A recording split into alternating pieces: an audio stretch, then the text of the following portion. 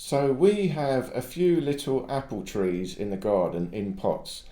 And at this time of year, summer coming to the end and it's now autumn, it's nice to make some comfort food, some soul food. So I want to share with you my apple crumble recipe. And I've been working on this years and years, pretty much my whole life. And I'm trying to make it as healthy as possible, but also as authentic and as delicious as possible. See, my idea is a quality diet. That's quality ingredients, nutritional as possible, but also quality enjoyment. It must be delicious, your favourite food. And sometimes, to enjoy it, it might not be quite as healthy as it could be. The best, of course, is the most delicious and the most nutritious. So ultimately, you find those foods. But here, this is a little bit of a compromise because we're going to be adding some sugar. But I'm using organic sugar. So here, of course, I filled up my pan with apples. It's quite a big pan. And here's the organic sugar, organic granulated cane sugar. And I'm going to sprinkle it on as little as possible, but it's got to be sweet, it's got to be nice, so you've got to judge it. And you've got to make these adjustments, to the amount you're making, of course. But it's a simple recipe, very traditional. And now also, to add a bit of moisture, I'm adding a bit of apple juice. Just a little bit to get it going, help the apples start softening quicker. So there you go, just a touch of juice, get it started. Maybe a little bit more, adding a little bit more. So again, you've got to go by feeling. It's all done by feeling. There's no measurements here.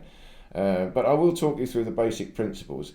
Now I put the apples in an oven and get them started. So I put them at about 180 degrees and give them maybe 10 minutes.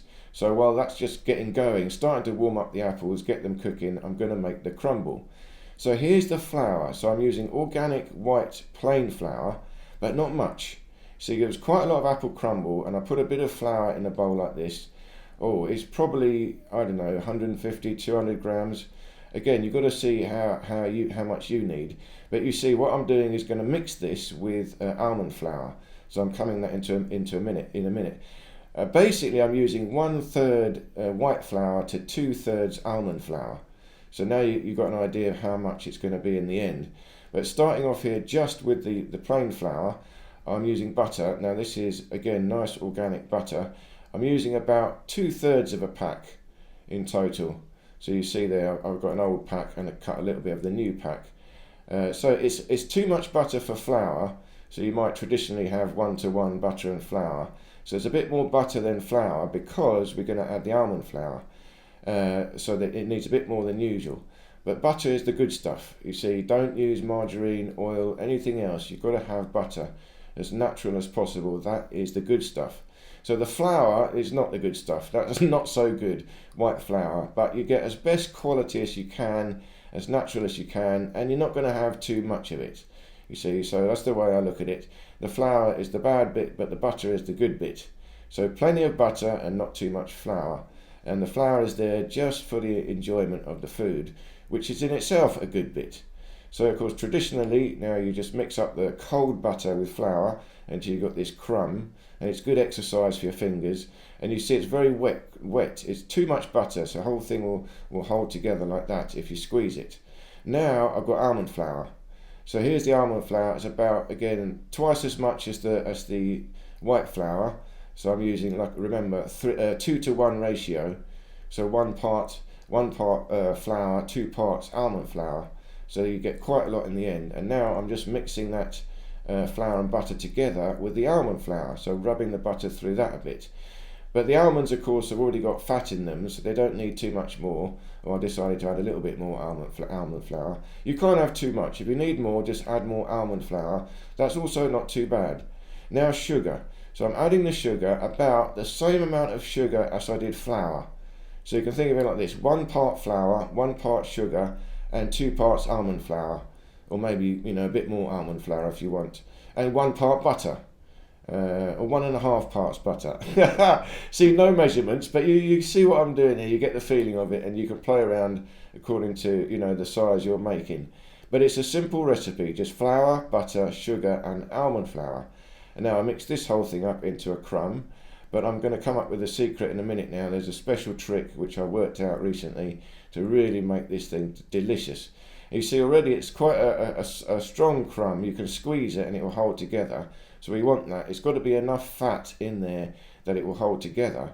But now what I'm doing, here's the secret, is adding milk. Just a drop of milk, a splash of milk, and then I mix that through carefully, trying to get the moisture all the way around. And this helps it to start clumping together. And I want this clumpiness.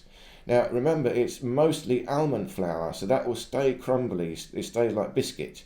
If it was white flour, this will get too hard. But it's almond flour, so we're just getting it a bit more clumpy, and this will hold the crumble together when we actually put the thing together here. So now that's been cooking for about 10 minutes. I'll give it a little stir. Just turn the apples around, get them mixing up a little bit, so even out the heat within it, and give it a splash more. I think it just needs a bit more liquid, so a bit more apple juice and a little bit more sugar. So the first sugar now I've mixed through, and I add a little bit more sugar on the top here again. So again, being generous, remember it's comfort food. And the apples are good stuff, so the apples will help the digestion go through. The flour is the one that's going to be too heavy. But now see, what I'm doing is clumping it together into dough and then breaking it off into pieces.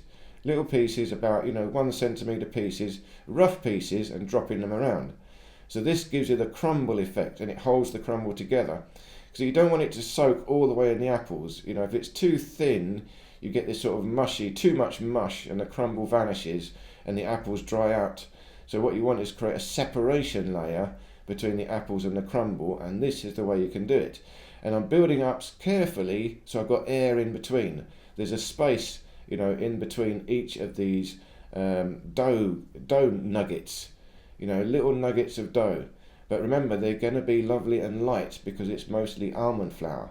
And now you can see the end result. I've covered it completely, and it's this nice lumpy texture with air in between. So now when I cook it, the heat can get through, and each one of those little lumps become like a little biscuit. Again, about 25 minutes at about 180 degrees. But you've got to see, maybe 30 minutes, maybe 20 minutes, maybe 35 minutes. But look, you get a nice brown crumb on the top. So when you've got this nice crumb, I'm giving it a little bit longer, I think, a bit more. So maybe another 5 minutes. But now here we go, it's ready. So let it cool down. Again, don't go too fast. Let it cool a bit. It gets nicer when it's cool. And you can see the apples have gone nice and mushy. So maybe a little bit too mushy. I could have cooked it a bit less, but it's nice also. And the crumb, you can see, has got a separation layer. You've got this nice biscuity crumb with this delicious soft apples underneath. The whole thing is absolutely delicious. And the almond flour, again, makes it like biscuit. So here again, pouring organic cream. Again, natural as possible, so the cream is the good stuff, the butter is the good stuff, the apples are the good stuff. Almond flour is not too bad, nuts are not too bad, but it's the white flour is not so good, and the sugar is not so good. And leave it overnight. So here's the next morning when it's nice and cold. I have some of this for breakfast. Try not to eat too much, it is a bit heavy, just a little bit, but you can see in the morning it's really rock hard, but it's not. When you bite into it, it's soft. The almond flour is really biscuity, it's light, and you've got this beautiful separation, contrast, a crispy top, a chewy middle. Again, the almond flour makes it chewy, and this beautiful soft apple underneath. And here I'm using a different cream. This cream I got from the market, a slightly thicker cream. So I hope you enjoyed this video, and this recipe is simple enough to follow along. Do let me know in the comments if you enjoyed this video, and if you do try this recipe, how you got on. Thank you so much for watching, and I look forward to seeing you in any of these other videos here.